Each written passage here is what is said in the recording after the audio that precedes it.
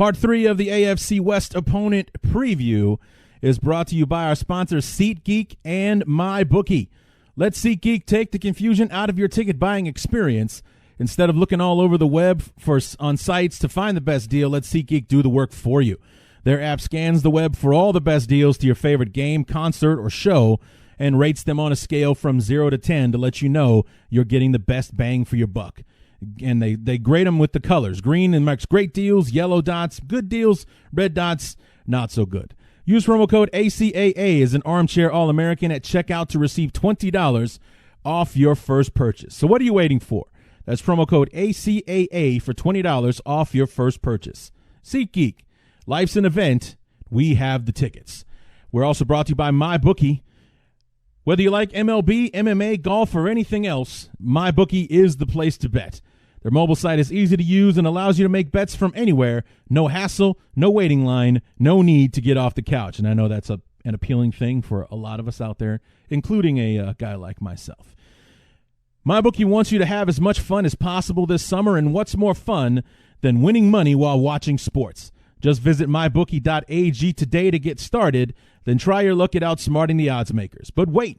If you deposit with promo code BEARS100, MyBookie will give you a 50% deposit bonus. That's promo code BEARS100. Betting 100, now you've got 150. At MyBookie, you play, you win, you get paid. My guest today for the part 3 of our AFC West preview, Travis Wakeman from Fansided.com's Bolt Beat.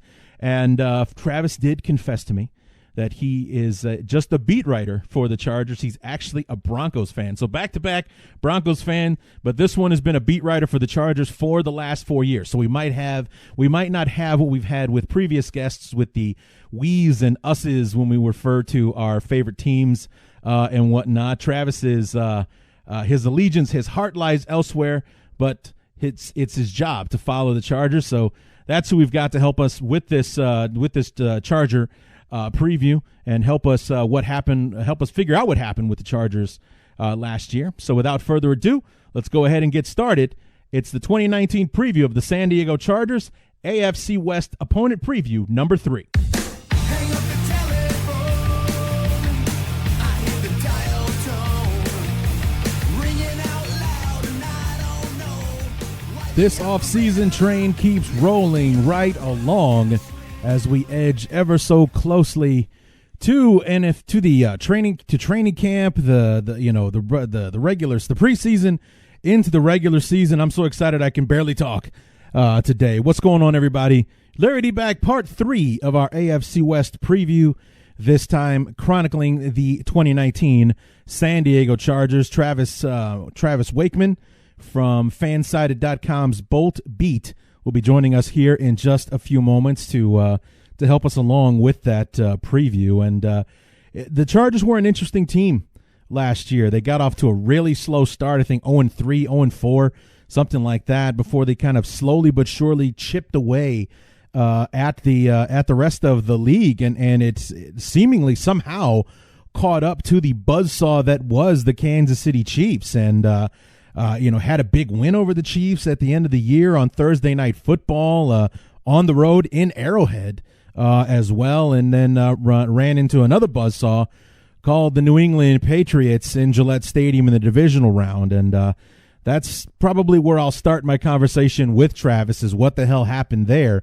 How did a team that had played so well and fought through diversity in one scenario or another and come away with every road victory fall and crash as hard as they did against the Patriots? And many people thought that San Diego had the best chance of anyone in the AFC to dethrone them, and for them to go out there and to make most of those people so wrong in that performance, to be laughed off the field essentially by the soon-to-be NFL champions, the Super Bowl champs, the Patriots, in the way that they did. It was 35-7 at halftime. It's like the Chargers never got off the bus somehow. How could a team that was a perfect 9-0 on the road, including a victory in the wild card game the week before at Baltimore, a team that had previously beaten the Chargers, how did it all go so wrong, and how did it go so wrong so quickly the way that it did? I mean, that game got out of hand in a hurry in Foxborough. So Travis will help us, color in the lines on that one to find out how it went sideways, what the Chargers have done in the offseason and in the draft, and what to look forward to in 2019. But before we get to that, a couple of news and notes. The Bears started minicamp this week, and it's our boys are ready to get after it, guys. Let me just tell you this. I was just looking on Twitter, and Zach Pearson, who's a beat writer for the Bears, says Matt Nagy talked about how his guys really wanted to get the pads on and compete right now. During a drill, Trubisky appeared to hit Taylor Gabriel for a touchdown, but a ref ruled it incomplete. Both sides made their argument, and they were pretty animated about it and fired up. So, I mean, it's like if the guys care that much about what's going down in practice, if they're competing that hard before the pads come on, imagine what it's going to be like when it starts to matter, when it starts to count, and when it's time to really get after it. I mean, if they're that passionate about what they're doing right now, it gets you really excited about what could happen, so close to the future when things really get underway. So let's see. Do we have anything else? Oh, yeah. HBO has finally made their decision, or finally tricked the team into being their Hard Knock squad for 2019. There were rumors circulating that it was going to be the Lions last week, but apparently the official announcement has come out, and it will, in fact, be the Oakland Raiders. So John Gruden and company are inviting the HBO a peek behind the curtain that is the silver and black, and finding out how they're going to navigate their way through the preseason and into the regular season. What kind of drama will the Raiders be able to provide the NFL faithful that watches that show, regardless of your fan allegiance? I don't miss an episode of Hard Knocks. It's way too interesting not to. Hopefully the All or Nothing show that Amazon does, which chronicles the team from the year before, this year it'll be the 2018 Carolina Panthers. The only thing wrong with the All or Nothing is that we already know how the season turned out. And we know that the Carolina Panthers started hot. They were 6-2 at one point, and they finished the year either 7-9 or 8-8, one of the two. They lost like 6-7. Yeah, they lost 7 in a row. So they went 7-9, I believe, is what it was. They went 6-2. They lost 7 in a row, only to win their meaningless Week 17 matchup over the Saints, I believe, to finish 7-9. So it was a disastrous second half of the year for the Panthers, and Cam Newton with the shoulder injury. Should they sit him? Should they, let him keep playing, try to protect him, what have you? Hopefully that will be. I mean, they're excellent shows. It's NFL Films either way, and if anyone knows how to put a show on, it's NFL Films. They get the job done. So I'm eager to watch both. All or Nothing should be out sometime next month in July, usually before training camp starts, and then obviously Hard Knocks is basically through the preseason and training camp and into the preseason before the year begins. So looking forward to watching both of those shows. And Khalil Mack dodged the bullet. For someone who doesn't like being in the spotlight very much, he doesn't have to have a bunch of HBO cameras following him around, which he most likely would have been if he was still a member of the Oakland Raiders. And let's see, let me scroll through. Do we have anything else? Nope, that's pretty much it. That's all I got. So that'll be it for news and notes. Like I said, it's a quiet time of year, and maybe I'll come up with something to fill this in for the Chiefs episode, which will be in a few days. Greg Florkowski from Arrowhead Addict, also from fansided.com, will be joining me for that show. That one will drop on Friday. So be on the lookout for that. Travis and I are going to go ahead and get to this conversation about the San Diego Chargers. So let's go ahead and step aside and welcome our new guest, Travis Wakeman from fansided.com's Bolt Beat, to preview the 2019 San Diego Chargers.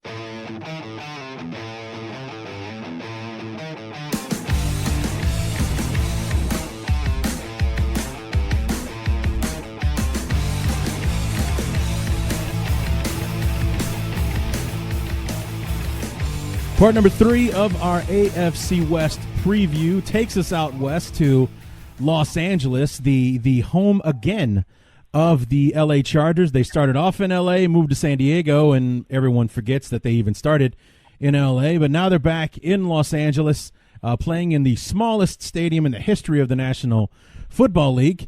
But they were a 12-4 playoff team last year, and here to help us chronicle that team and what they have ahead in 2019, from Fansided.com's Bolt Beat, we have Travis Wakeman here to help us out. Travis, how we doing? Doing well. How are you?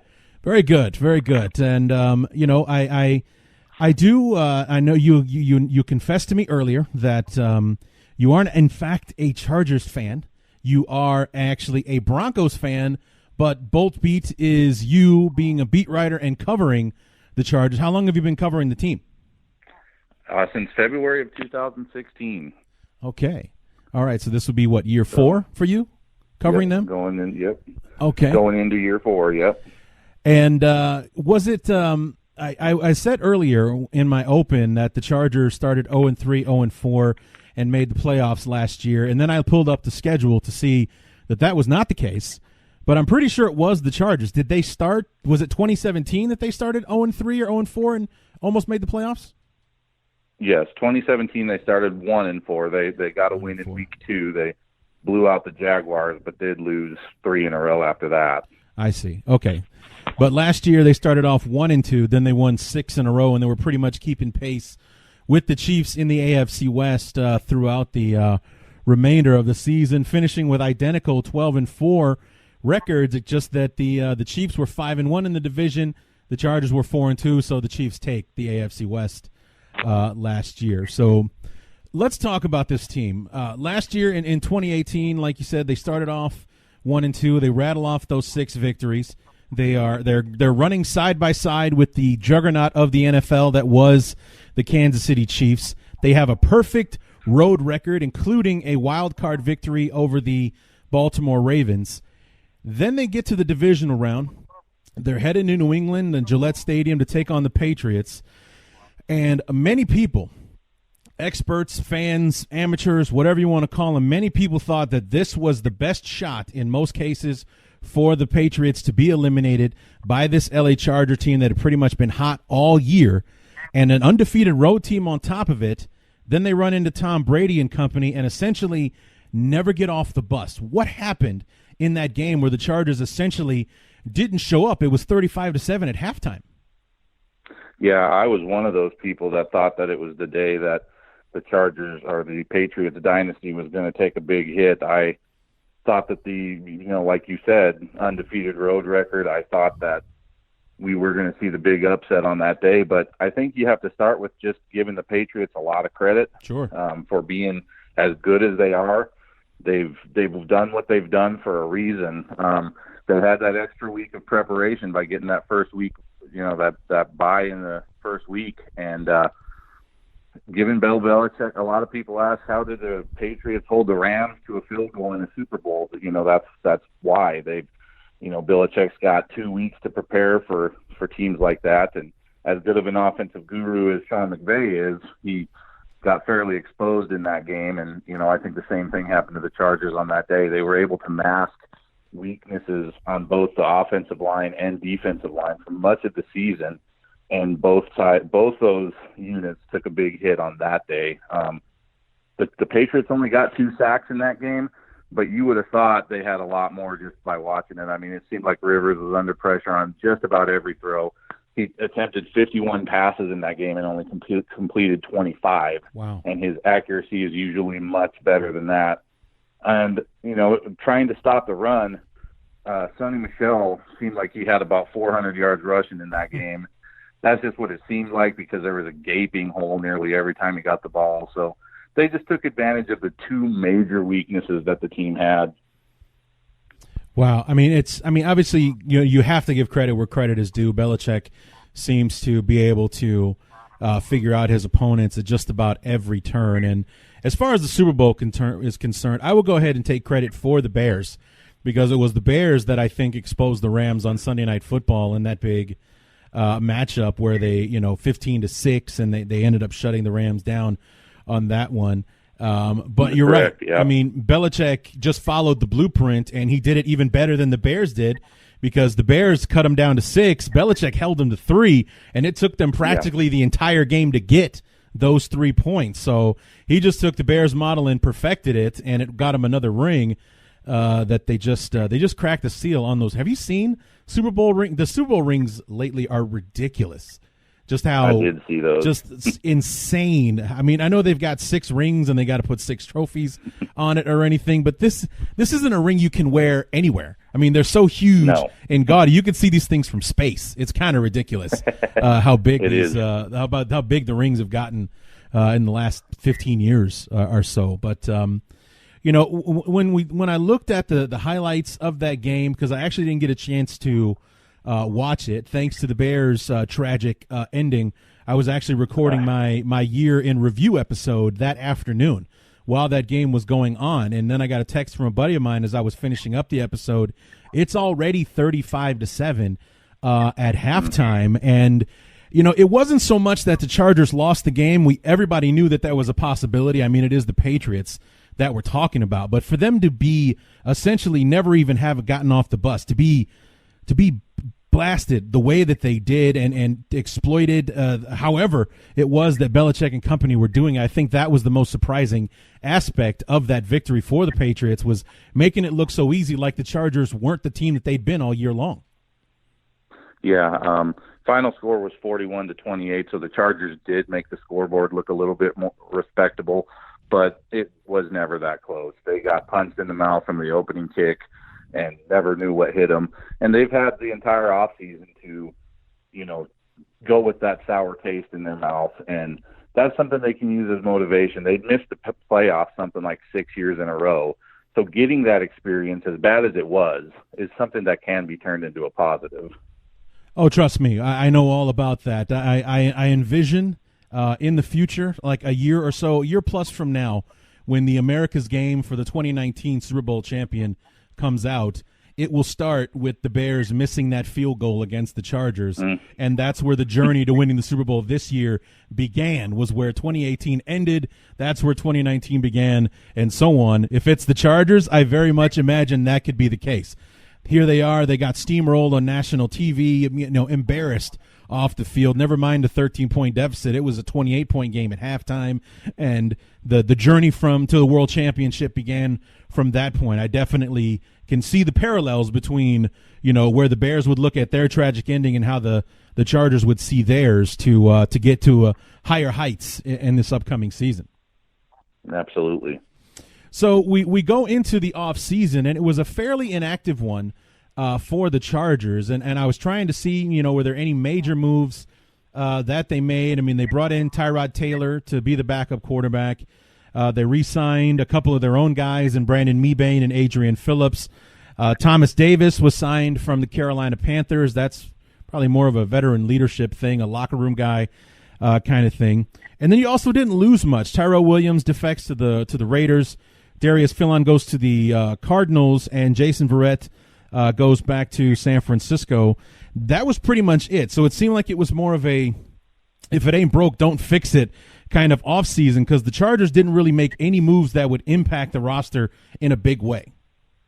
No, not at all. When that, the free agency frenzy starts, everybody's sitting around wanting to know who their team's going to sign, and there seemed to be a lot of angst that the Chargers weren't making any major moves, but that's because it's a team that knows that it's close. They know that the window is wide open, and they believe in what they have in place. I guess Thomas Davis would be the big move they made. Mm-hmm. But like you touched on, that's a veteran leadership thing. They've got a great crew of young linebackers, 4 or 5 guys that can step up and make some plays, but they need that veteran leadership to, learn some guidance from. And that's the whole reason they brought Davis in. He's played in Super Bowls. He's played in Pro Bowls. He's played next to Luke Kuechly. So there's nothing wrong with that move. As far as the guys that they lost, I think most of those were expected. Sure. Tyrell Williams right now I see is the toughest to replace, just because there isn't a solid number 3 wide receiver on the roster. I mean, Travis Benjamin is there, but he's really, in my opinion, he's really a one-trick pony. He's a heck of a deep threat, but he's not much else. So I'm looking for another young guy to step up and maybe win the number 3 receiver job during camp this year. But aside from that, yeah, they're a team that knows they've got a solid group of guys. And, if you were to predict the 53-man roster right now, you could probably get 50 of them right off the bat. There aren't a lot of secrets with this team. There aren't many question marks. Yeah, I was looking at I go to sporttrack.com a lot. It's a wonderful website if you're looking for any kind of inside information on like contracts and things like that. And the one thing I noticed when I was looking at the Chargers is that Phillip Rivers is signed through next year, but the core of the team, like the top players you have on the squad, are signed through at least 2021. So this is probably going to be the tail of the tape for the Chargers in the offseason for the next couple of years, since basically the guys that are going to get them where they want to go are in with the team for at least the next 3 seasons. Yeah, they've got a big decision to make with Melvin Gordon. They're supposedly working on an extension with him right now, and the hope is that will get done. But aside from that, yeah, they've got a solid group of guys in place, and like I say, they know that window is open. Yeah, and it's the AFC, so it's a tough hill to climb simply because Brady and the Patriots exist right now, and I really was so hoping that L.A., the Chargers, I'm sure that happens a lot. The Chargers, that the Chargers were going to be that team that would take the Patriots down and absolve us of another Patriot Super Bowl or Patriot victory, God forbid, which is what ended up happening because the Chiefs forgot to play defense in the AFC Championship game. But it didn't happen, unfortunately. But it's like if anybody could do it, I believe the Chargers are probably one of the best teams suited for it. If the Chiefs bring to the table the defense that they had a year ago, the Chargers are much better on defense last year than the Chiefs were. And I agree. I think if anybody's going to knock off the Patriots, those are the top 2 contenders to do it. So it's going to be a battle between those 2 teams, I believe. And I think getting that home field advantage, which they missed out on last year, mainly due to a terrible home loss to the Broncos. Yeah. I think that was the difference between them going out early as they did and making it further. Yeah, talk about another parallel that they had with the Bears. There were a couple of really close losses in the 4 that you had last year. The one with the Broncos being one that kind of stuck out. I think there was one earlier. Actually, it wasn't a close loss, but losing to the Ravens later in the year, that also hurt. Yeah. As well. But it always seems like there's that one thing. If you just won that one game, how different the season would have turned out. Like if the Bears beat the Dolphins in overtime, we missed a field goal in overtime. The Dolphins come back and they win it. And that if we win that game, then we're 13-3. We have the bye week. The Rams don't. Who knows what happens from there, kind of thing. Same thing with the Chargers. Instead of having to go on the road and play the Ravens, they get a week of rest. They're hosting a playoff game, and then probably don't have to deal, and actually probably hosting Brady and the Patriots in the AFC Championship game if they won their divisional round game. Yeah, and there was a lot of fans who actually preferred to go on the road because of the Chargers. If there's one team in the NFL that doesn't have a very good home field advantage, it would be the Chargers. You watch the games in those in that soccer stadium, and it seems like half the crowd's dressed in the opposing team's colors. Sure. So there weren't too many people afraid to go to New England, especially because they were 9-0 on the road at that point. But it may have been a different story if it was in LA. Yeah, is that? Do you think that the Chargers are going to struggle when they start sharing the stadium with the Rams next year, as far as having their own fan base in the building, or will they since they're finally home now, instead of renting the soccer stadium that they are at the moment? Do you think that will change for them? I think it's all based on how successful you can be. I don't know how many articles we've written about, with a title something along the lines of the battle for LA between the Chargers and the Rams. And there was talk of, which team is going to find success first. And of course, you've got the Rams who made it to the Super Bowl last year, but there's a lot to do in LA, and there's a lot of other sports teams. You've got LeBron there with the Lakers. You've got the Dodgers who seem to always be contending. You've even got college football with USC that might be more popular than the Chargers. So I think if they stay successful, then they won't struggle there. But if they start to plummet anytime soon, then people will quickly stop caring. Yeah, I think that we have the added benefit of the Rams being as good as they are, but I think that it definitely was more of a homecoming for the Rams. Like I said right at the top, that a lot of people don't realize that the Chargers actually started in Los Angeles. They pretty much think that San Diego has been their one and only home, and if we're being honest, that is home for the Chargers. They spent all but 3 years of their entire existence in San Diego, so it really isn't much of a homecoming like it was for the Rams. They started in Los Angeles. Actually, they started in Cleveland, but they made their name in Los Angeles, then they went to St. Louis, then they come back. So there are people that were still alive the last time that the Rams played, called Los Angeles home. So it really was more of a homecoming for them than it was for the Chargers. For the Chargers, it was a relocation, not so much a homecoming. And, I think there was plenty of people out in that area that wanted the Rams back. And I saw plenty of people saying that they did not want the Chargers. So, right. Spanos knew that, but he was determined to get into that market, and he made it happen. But just to see how many fans in that San Diego area that, quit following the team altogether, quit following the league altogether, it's just been very sad to see. Yeah, and a big NFL market kind of goes by the wayside now that because a lot of fans, just out of bitterness, probably didn't follow the team from San Diego to Los Angeles or keep their allegiances. That was evident even in our articles. I mean, the leadership that we had prior to that move was great, and boy, did it take a dip afterwards. And I can certainly understand why. Sure. Yeah, I mean it's quite a gut punch if your team leaves their home, especially under the circumstance where it was so public and such an ugly battle. Keeping the San Diego Chargers in San Diego, and it was like they were fighting a losing battle all along. And then a decision was finally made: the Chargers are leaving, and that's it. And then people either pick new teams or stop caring about football altogether, like you said. Yeah, and that was the unfortunate choice that they were all left with. There still have been plenty of them that do still, root for the team and follow the team, but, it's not the same. Right. I guess I always just thought, it's still the same state, and that was the argument I would make with people I'd talk to. It's not like they moved across the country, but the difference between Los Angeles and San Diego is apparently day and night.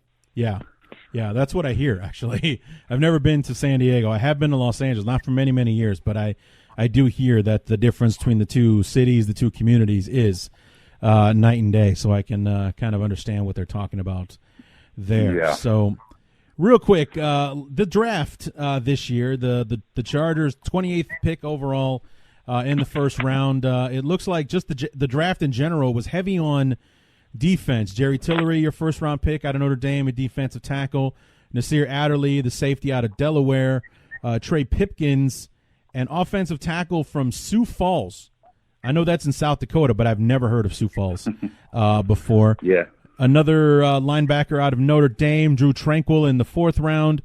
Easton Stick, quarterback out of North Dakota State. That was the heir apparent to Carson Wentz that took over there. And can you tell me the sixth-round pick's last name? Emike Egbule. Oh, so it is how it spelled. Okay, Egbule, Egbule.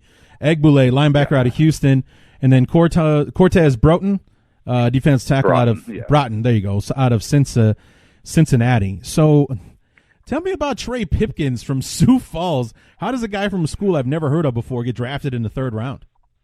Well, partly because the draft wasn't very deep at that position. I think everybody knew that the team would bring in another right tackle to compete with Sam Tevy, because Sam Tevy, if people are going to pick on one player from last year, it would be Sam Tevy. He just looked absolutely terrible in that Patriots loss.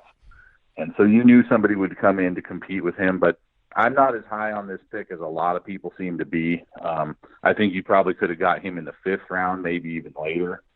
So he definitely offers some upside, but I don't think you're going to see that come to fruition this season for sure. I mean, I could definitely be wrong on that, but I think they'll end up having to go with Tevy, at least to begin with. So is he more of a high ceiling kind of pick? A lot of those smaller Yes. schools generally are. Yes, and the argument is that he didn't allow a sack in his college career, which is true, but you have to talk about the level of competition there too. It's impressive to not allow a single sack, and that's what a lot of his supporters point to. But you're playing at Sioux Falls, so I don't know. You're definitely not going against any future professional defenders there, I don't think. Yeah, most likely. At least that's, not many. Yeah. Do you know what division of football that is? It's Division III, I believe. Division III. Okay. Yeah. Okay. Yeah. Because we have a Division II guy, a tight end, Adam Shaheen, who was a second-round pick for us, and of course was labeled a man amongst boys at Division II. And then, of course, you get to the NFL, and he's a boy amongst the men, or at least he has been in his first. I remember the hype around him. Yeah, the first 2 years, he hasn't really shown much to support a second-round draft choice. So it's going to be an uphill climb for Trey Pipkins to justify his draft stock. The other pick that really stuck out to me was Easton Stick, and not so much because of where he comes from or who he is or anything, but the position he plays, especially with all the talk going into the draft about the Chargers being one of the destinations possibly for Josh Rosen. Was that ever a serious thing? Were they ever really considering bringing in Josh Rosen? I mean, Phillip Rivers, still one of the best quarterbacks in the league, but he's getting up there in age, and Father Time always wins the race. I think they explored initial talks on that, but from what I remember hearing, the Cardinals, at least at that time, were asking more than they were willing to give for him. They didn't value him as high as apparently the Dolphins did. But the selection of Stick, I think is one that can certainly, like Pipkins, it could certainly pay off in the future. He'll sit behind Tyrod Taylor and definitely be able to gain some experience from him. And, obviously Rivers is still there. And I don't see Rivers slowing down anytime soon, though. I think he's still got a good 3 to 4 years left in him. I mean, you're talking about a guy who's made more consecutive starts than any player in the league right now. He just does not miss a game. So he's a future prospect possibly, but I don't think he's going to be Carson Wentz. Sure. But faith is that high that Rivers is going to be around and maintain his level of performance, that they didn't spend a higher draft choice or, deeply explore the possibility of maybe bringing in a Josh Rosen. Yeah, it wasn't. I think they engaged in initial talks just to explore the idea, but no, it didn't get serious. Right. So you talked a moment ago when we were talking about free agency and Tyrell Williams, and he might be the toughest to replace in that third spot, which would most likely be your slot receiver type position. They didn't draft any wide receivers. Did they bring any interesting prospects in on the undrafted free agency side? They don't.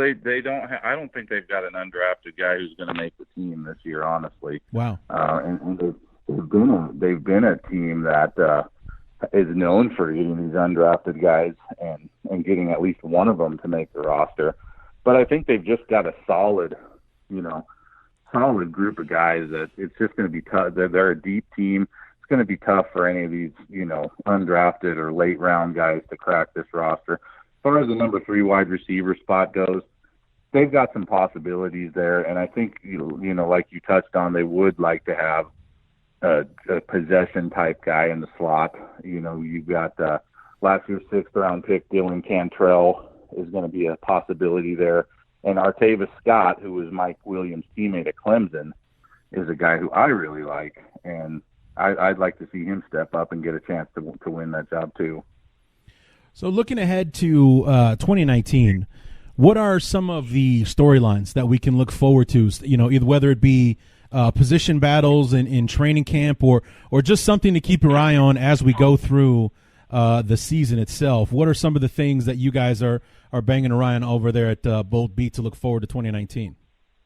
I think the secondary and whether it can be as good as it looks on paper, the addition of the second round pick Nasir Adderley is one that everybody is ranting and raving about. He's got so much versatility that they can move him all over the place and be the true free safety that the team has lacked since Eric Weddle was around. So if the secondary can be as good as it looks like it could be, then the defense is going to be extremely tough. I think the Chargers' success this year all comes down to the offensive line. They're essentially going with the same group they had last year, unless Pipkins can crack the starting lineup. But if he can't, it'll be pretty much the same guys they had last year. One guy to look out for is Forrest Lamp. He is supposedly going to get every opportunity to earn a starting job this year. He's a guy that people were thrilled to be able to get in the 2017 draft, and he's barely touched the field since. So I think if he can be as good as he looked like he could be at one point, then the offensive line could be better this year. But that's going to determine how far the Chargers go this year. If the offensive line can't be better than it was last year, they could end up looking at the same kind of result that they had. Well, I mean, I know that Forrest Lamp tore an ACL in 2017, which ruined, a.k.a. torpedoed his rookie campaign. But what was it that kept him off the field last year? Did he get hurt again? No, he didn't get hurt again. He just the only thing that coaches would really say is that he just wasn't ready. I mean, he didn't even dress for all but like 2 games. Oh wow! So they just didn't feel. And when you look at the guys who did dress, it's just like, wow, how bad can this guy be? So we really started to question if he's just going to be a complete bust at that point. So hopefully he's ready to get on the field and give it a go this year. Yeah, because this is a second-round pick, right? If he was a second-round pick? Yes. Okay. Yes, and a guy who some teams had a first-round grade on. Sure. I remember that seeing some mock drafts, he was a mid to late-round first pick, depending on who was actually doing the mock draft and where they saw the needs for a particular team. It was not uncommon to see his name showing up in the first round, and the Chargers were thrilled to be able to get him in the second round. Yeah, they thought they got the steal of the draft, and so did a lot of the fans. And it certainly hasn't panned out that way. Right. So anything else that we can look forward to in 2019, a storyline, something that we need to keep our eyes on? Whether or not Hunter Henry can get back. That's another huge key to the season. Having him not on the field last year was a huge hindrance to the team. As much as everybody loves Antonio Gates and always will, he's just not going to be able to do the things he used to be able to do. And he just wasn't what Hunter Henry could have been last year. So having him back this year is going to be able to expand that offense. He's a tight end that can threaten the defense, unlike pretty much every other tight end on the roster. So if he can get back to 100%, then, it's going to be a very dangerous passing attack. How close did he come to playing in that division round? Because there was some talk about him being activated. He's practicing with the team and everything. Did he come close at all, or was that all just hype to maybe make the opponent look at the right hand and didn't know what the left was doing? He actually did play in that game. He did? Okay. He only saw limited snaps, and I think the Chargers threw him in there more of a decoy than anything else, just to try to keep the Patriots on their toes. But he wasn't, anywhere ready to be on the field, and at least not as a, offensive threat. Right. Yeah. Again, I didn't get the chance to watch that game, or at least by the time that I was able to watch it, it was already 35-7. I mean, what was the point that then? So yeah. And I didn't know it all. I noticed that. I remember that they were talking about him. I didn't hear whether or not he was activated, but he did in fact play in that game for a little bit. Yeah, it was the only game he played all year. And wow. Yeah, because he tore his ACL midway through 2017. He tore it in like the first couple days of OTAs last May. Oh, that's right. So, that's right. Yeah, he did it in OTAs. That's it. So he was on that super advanced training schedule to get back. He was back in less than 8 months, maybe. Yeah. He really gave it a go, and they were even trying to get him on the field towards the end of the regular season. But right, I think we all saw what happened to Kevin Durant last night. So. It's probably best they didn't. You know what? Just on a tangent, real quick. Everyone's trying to give Toronto some shade for the way that they reacted to Durant going down. I mean, Yeah. was it really so awful what they did? You know, they cheered a guy that was playing for the other team, and they saw he wasn't coming back or anything.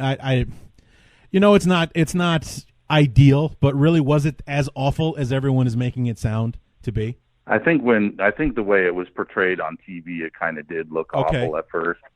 But, after you sit back and you try to put yourself in that position, I mean, you're in a closeout game and a chance to win your first ever NBA championship. You might not necessarily be cheering the fact that the man is hurt, and you definitely don't know how severely he is hurt. Right. You may just be cheering in the heat of the moment. You may just be cheering the fact that, hey, we've got a much better chance to win this now. Yeah, well, I mean, because they did make all the hype in the world about the fact that he was playing last night and how that increased their chances of making a series out of it with Durant back. And didn't he come out firing on all cylinders in the beginning of that game?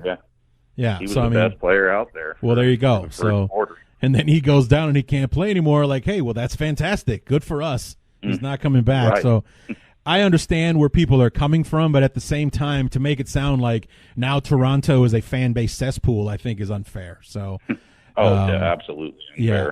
So we look at the schedule real quick before I let you go here, Travis, and you've got some interesting matchups. Looks like you have the the AFC South this year? Yeah, the AFC South, and obviously the NFC North. That's why we're talking.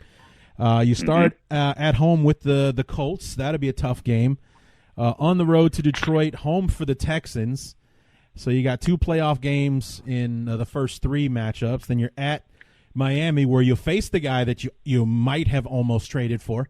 If Rosen is starting at that point. Right now it sounds like it's Ryan Fitzpatrick's job to lose. Right.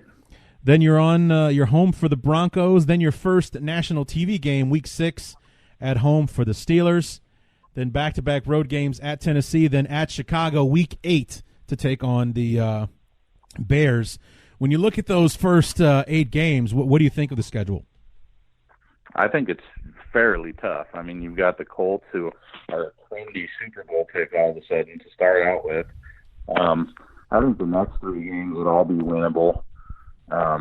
You got the Broncos coming to Los Angeles, and those divisional games, you never really know what to expect in the AFC West. Right. I didn't see the Bears being a contender last year. Maybe you did. No. That came out of completely nowhere for me.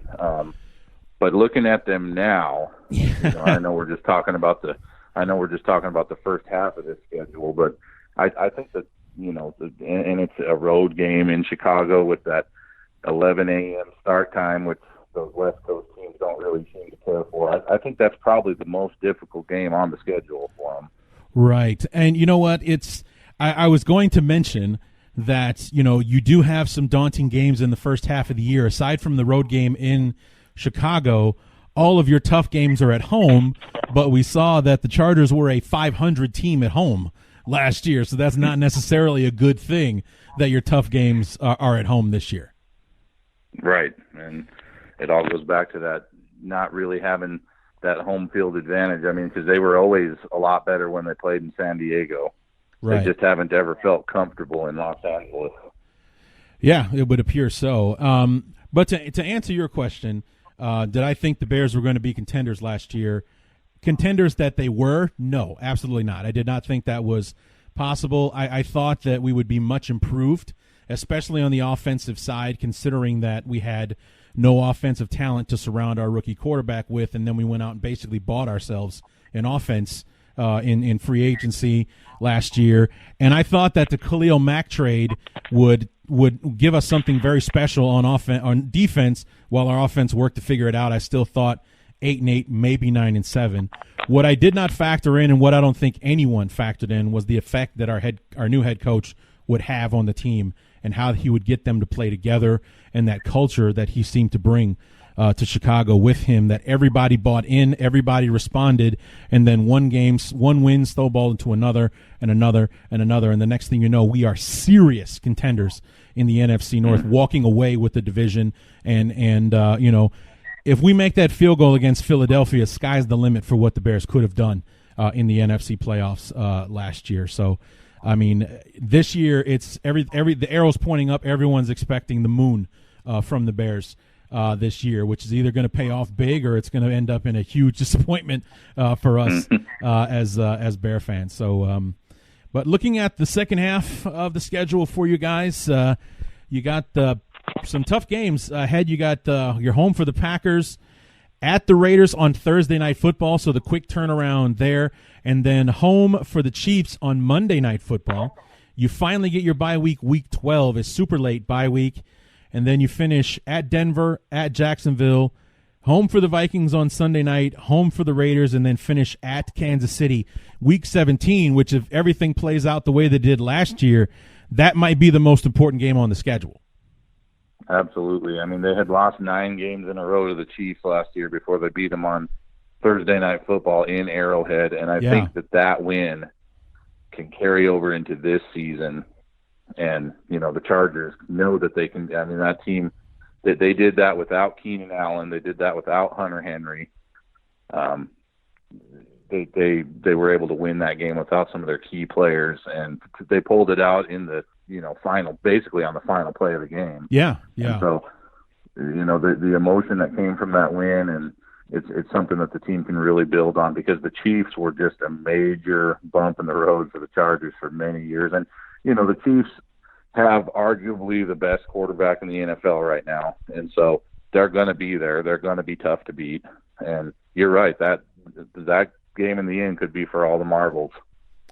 Yeah, I mean, it could, but basically what it ended up being last year was the winners got home field, the losers got to be a wild card team, a 12-4 road team in the wild card to maybe a 10-6 Raven team last year. I still wish the NFL would fix that. I don't think that that's fair. Like, winning the division, that should be an automatic bid in, but it shouldn't get you a home playoff game. I don't believe, if you don't have the better record, you should go on the road. Yeah, I don't think there'd be too much argument to that. It's something I've expected to see happen for many years, and for whatever reason, they still want to give more weight to the division winners. Yeah. I mean, I remember, 2010, the Rams and the Seahawks played Week 17 for the right to be the first losing division champion in the history of divisional football. The loser was 7-9 and made the playoffs and got to host a wild card game the following week. It's like that's and won that game. Yeah, they beat the Saints. That was the beast mode game. But the Saints, I believe, were like 10-6, 11-5 on a game that was 3 or 4 games, or against the team that was 3 or 4 games worse than they were, and having to play in that crazy ass stadium, ended up losing that football game. So I guess you could argue either way on that one. It's like, well, look what it did for the Seahawks, who were 7-9. They won a playoff game, and blah, blah, blah. Right. And like, well, look what it did to the Saints. They should have been at home with their home field advantage and had to go on the road to this crazy place, and so on and so forth. So you could argue on either side in that one particular game for that little resolution that we'd like to see helped out. So, the Chargers are a very intriguing team to me, because they were kind of overshadowed last year by the Chiefs and everything that Mahomes and the offense there in Kansas City was doing. You also had Brady and Belichick doing their thing. So that even though they were winning pretty much week in and week out, the Chargers were very much under the radar. And even though those that were following closely kind of knew that something potentially could happen with this team, no one was really paying attention to them. And then they get onto the national spotlight in that playoff game against the Patriots, and basically did not live up to what we were expecting them to do in that game. What are you expecting in general from this team in 2019? Can they pull it off and go farther, or will they fall short in the end? They definitely can pull it off and go farther. Like I said earlier, I think the offensive line is going to dictate whether or not they will. I think those two teams that we've talked a lot about, the Chiefs and the Patriots, are going to be the teams that, if it's not the Chargers, it could be one of those. I know a lot of people want to talk about the Browns and even the Colts, but I think the Chargers are a lot better than both of those teams. And I really think that if they can find a way to get over the hump, just looking at the talent on the roster, I think the Chargers have the best roster in the AFC. It's just a matter of finding a way to win those tough games that they've just failed at so many times in the past. Yeah. Now, what is Anthony Lynn kind of bringing to the table there? I mean, obviously his coaching career last year in 2017 got off to a rocky start with that 1-4 start, but they ended up winning 8 out of 9 to close out the year to almost make the playoffs in 2017, and then another rocky start at 1-2. But let's be fair; those 2 losses were to the Chiefs and the Rams in the first 3 weeks of the season. 2 teams that would have a lot to say about how the NFL turned out last year before they went on a run and they beat the Chiefs on the road in Arrowhead and everything like that. And what has Anthony Lynn kind of brought to the table to be able to rally this team around the slow starts that they've had the last 2 years? Well, he just brings that winning kind of experience. He played for some very successful teams with the Broncos that ended up getting to the Super Bowl and winning it, and he's a relatable coach. That's what all the players say. They, before him they had Mike McCoy, and I don't think the players really related to him. And he just brings that relatable experience, and he knows what it takes to win. And he's got a system that the team is just really buying into. The players are really buying into it, and he is exactly the coach that the team needed. And I think a lot of people were surprised by the hire when they brought him in, but he's paid off big time for them. And I think he's got them going in the right direction, and they're all buying into it. Well, I think it's great. For anyone that can come in and unseat the Patriots would be a favorite team of Yeah. mine. Like I'm like beating a dead horse here on my show. Anytime that I talk to the last several years, especially, they've made 3 Super Bowls in a row. Anytime I'm talking to an AFC team, please, for the love of God, put it together and beat New England so we can stop watching the Patriots in this, win or lose. I don't care. I would rather that the Patriots not make it at all rather than watch them lose. In the Super Bowl, I'd like to see the AFC represented by someone else. And, like when we talked a little earlier in the show about how the core of this Charger team is signed through 2021, regardless of what happens with Rivers and Melvin Gordon and their fate in the future, they've pretty much got it together that this roster that you have such high regard for is going to be together for a while. So the Chargers might have something to say about what's going on in the AFC for years to come. Yeah, and I think that's the expectation at this point. And you talked about, Bears fans, being ready for the moon, and the same thing is true with these Chargers. I mean, it's a lot of people think this is going to be the year, or they're extremely close to having it be the year. And I don't think fans are really going to settle for anything less than that right now. They think this is the team, and on paper, it certainly looks like it could be. Yeah, well, fingers crossed that it would. I mean, the one thing I love so much about the NFC is that there's basically a new champion every year. So every year is a new opportunity for a team to step up. In the AFC, it's can someone beat the Patriots, and it's kind of a boring thing the way it eventually always kind of plays out in the end. So any shakeup in the AFC, even if, God forbid, it is the Browns, would be a welcome one for this guy, as far as I'm concerned. Anytime that it won't be the Patriots, you know what? I would like to see them not make the AFC Championship game. That would be nice as well. I was hoping the Patriots the Chargers would alleviate us of that in the another AFC Championship game with the Patriots. They've played in like 8 in a row. It's getting ridiculous over there. They need to figure it out on the AFC side and clear up some room. Even if your Broncos can be the team and come from out of nowhere and do that with Vic Fangio and his defense and whatnot, that would be nice as well. Like you say, I don't think anybody outside of that New England area would be opposed to seeing the Patriots go down as early as possible. Right. Yeah. Or regardless of who does it. Yeah. Yeah, you're right. You're absolutely right. So, oh, God, a guy can pray, can he? So, but Travis, I appreciate you taking out the time, man, to help us talk about this intriguing Chargers team, and I look forward to seeing what they're going to be able to pull off this season. So we got you guys week number 8.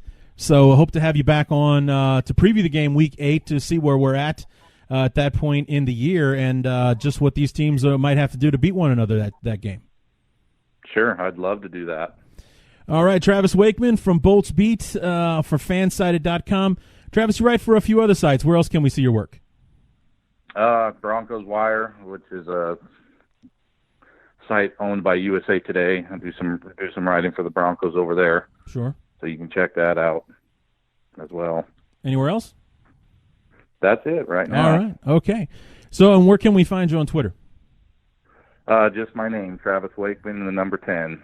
Travis Wakeman 10 on Twitter to follow him and his writings for the Broncos Wire and for Bolts Beat for the Chargers. Travis, thanks so much for coming on, man. We'll talk to you again real soon. Absolutely. Thank you for having me.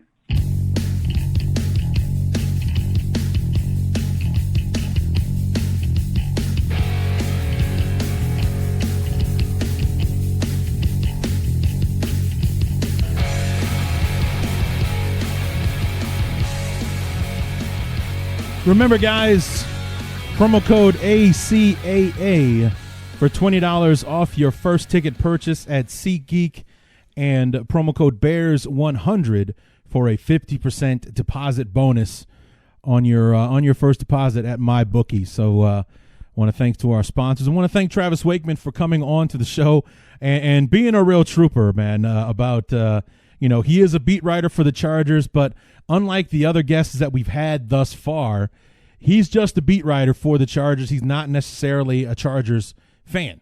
So it was, as you can see, maybe not as animated an interviewer because he's not as passionate about the Chargers as he is about his native Broncos. He lives in Colorado. So, but nonetheless, he definitely knew what we needed to, definitely able to answer all of our questions, help us find out what we needed to know about the Chargers, and didn't take away from the fact that the Chargers are definitely one of the more intriguing teams in the AFC. And like I mentioned to Travis, when I was looking up to see how the team's contracts are all structured, the bulk of this football team, the core of this team, is going to be together until 2021 at least. So it could be something that the Chargers have a lot to say about the fate of the AFC for years to come. So we'll be interested to see how they turn out, and very interested to see where the Chargers are at when they come to Soldier Field week number 8 to take on our beloved Chicago Bears, and see if that noon kickoff start, which would be 10 a.m. West Coast time, how that might affect the Chargers, and who are usually playing games that start at 1 p.m. West Coast, 3 p.m. Here in the Midwest. So maybe that'll be something to our advantage, and maybe Mother Nature could drum up some kind of rainstorm or some bitterly cold October weekend day or something like that to throw off those Southern California boys. So maybe that could be something that she could help us out with. We'll see. We usually don't ask Mother Nature for such things, but if she could do something like that, then I wouldn't be unhappy about that. So up next, part 4 of the AFC West preview. We will conclude our preview of the AFC West with the best that the AFC West had to offer last year in the Kansas City Chiefs. Greg Florkowski of the Arrowhead Addict, also from fansided.com, will be joining us to talk about the Chiefs, and we'll talk about that AFC Championship game and how that last drive in overtime must have felt to watch the defense seemingly powerless against Brady and the offense as they just marched down the field and put that touchdown in the end zone to put an end to that magical season that the Chiefs had, with the way that Mahomes played his first year as the starter and how magical they were on offense, just racking up the points. We'll talk about that Monday night game that they were on the winning side of against they lost to the Rams, didn't they? Yeah, 54-51. They lost that game. They were on the losing side of that game.